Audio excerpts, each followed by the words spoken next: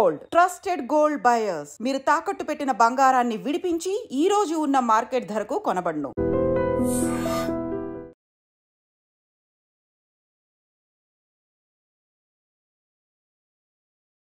మేడ్చల్ జిల్లాలో అత్యంత దారుణంగా ఒక హత్య అయితే జరిగింది.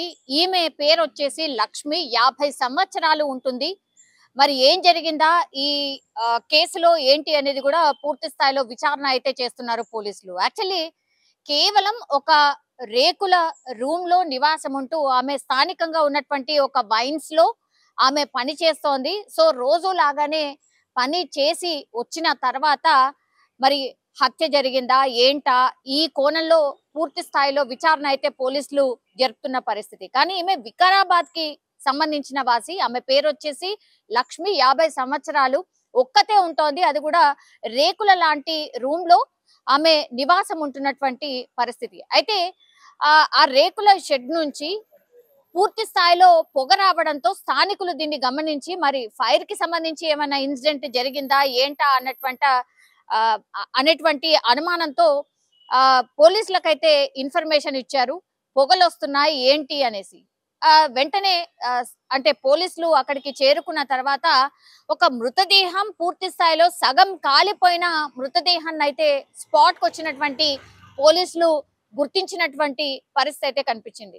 సో అసలు ఏం జరిగింది, మరి వికారాబాద్ కి సంబంధించిన వాసి ఇక్కడ వచ్చి ఆమె ఏదో రోజు వారి పని కోసం అయితే ఒక దగ్గరలో ఉన్నటువంటి వైన్స్ లో ఆమె పనిచేస్తున్నటువంటి సందర్భంలో మరి ఈమెకి శత్రువులు ఎవరున్నారు, ఇంత దారుణంగా హత్య చేసిన తర్వాత మృతదేహాన్ని కాల్చే అంత కోపం ఎవరికుంది, మరి ఈమెకు సంబంధించిన వాళ్ళు ఎక్కడెక్కడ ఉన్నారు, ఈమె వికారాబాద్ కి సంబంధించిన వాసి గాని మేడ్చల్లో వచ్చి ఎందుకుంటోంది, అట్లాగే వీళ్ళ బంధువులు ఎవరు, పిల్లలు ఎవరైనా ఉన్నారా లేదా, వాళ్ళ హస్బెండ్ ఎవరు, ఇట్లాంటి అంత ఇన్ఫర్మేషన్ కూడా పోలీసులు అయితే సేకరిస్తున్నటువంటి పరిస్థితి అయితే కనిపిస్తోంది. కానీ ఒక్కసారిగా ఒక ఆమెని చంపేయడం, ఆ తర్వాత మృతదేహాన్ని కాల్చేయడం, అంటే అక్కడ ఉన్నటువంటి క్లూస్ ఆధారంగా అయితే పోలీసులు పూర్తి స్థాయిలో ఇన్వెస్టిగేషన్ చేస్తున్నారు. ఎందుకని హత్య చేసిన తర్వాత కాల్చే ప్రయత్నం ఎందుకు చేశారు, ఇది ఎవరు చేశారు ఏంటి అనేది.